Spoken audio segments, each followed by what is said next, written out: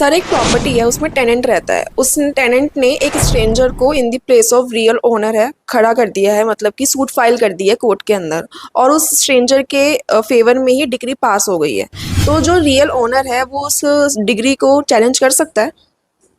ऐसा है, ये कई बार बहुत सवाल पूछा जाता है कि इसे पहली बात तो कहते हैं कल्यूसिव सूट, यानी दो आदमी ने मिलके सूट फाइल कर दिया जिनका कोई लोकस नहीं था उस प्रॉपर्टी में। यानी कि अगर आसान भाषा में समझाएं, एक फर्जी रियल ओनर खड़ा कर दिया, कोर्ट में फोर्जरी कर दी, डॉक्यूमेंट उसके नाम पे फोर्ज कर दिए, उसको रियल ओनर बता के डिक्री ऑब्टेन कर ली थ्रू फ्रॉड, और उसको कोर्ट से पोजीशन भी दिला दिया।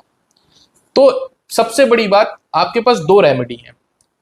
पहली रेमेडी, जब वो एग्जीक्यूशन फाइल करने जाए और आपको पता चल जाए तो आप उसी टाइम ऑब्जेक्शन फाइल कर सकते हैं before the executing court, requesting the court to not to execute the decree as the entire case has been obtained through decree has been obtained through fraud.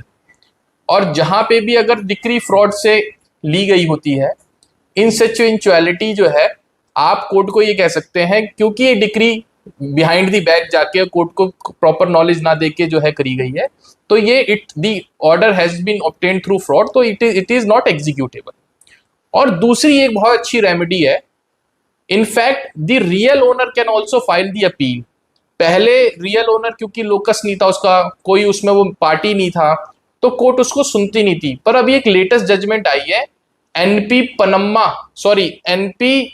Shashidharan versus NP पनम्मा, जिसमें कि honourable supreme court, latest मार्च 2025 की judgement है, honourable supreme court ने clarify कर दिया that अगर कोई क्लूसिव suit file हुआ है और डिक्री या order has been obtained through fraud हुआ है, in such eventuality the real owner can also challenge it on the ground that fraud has been played. The person who has obtained the decree and order in their favor does not have any locus in the property and he was merely a stranger to the property.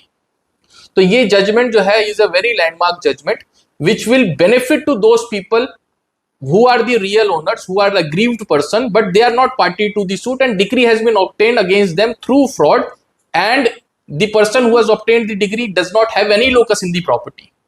तो ये आप video share कर लीजिए, आपके काम आने वाली है।